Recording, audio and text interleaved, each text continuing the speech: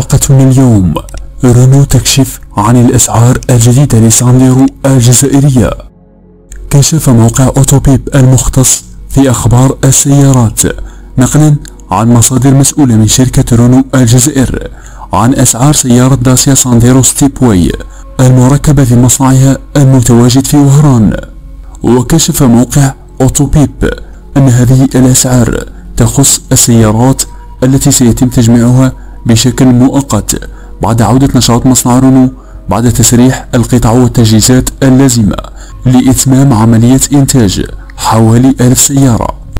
أما بخصوص الأسعار فهي كالتالي: سيارة داسيا سانديرو بمحرك بنزين MPE سعة 1.6 لتر.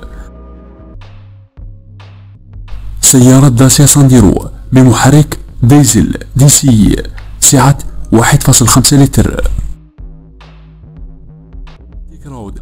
لا تنسى الصلاة على رسول الله في تعليق.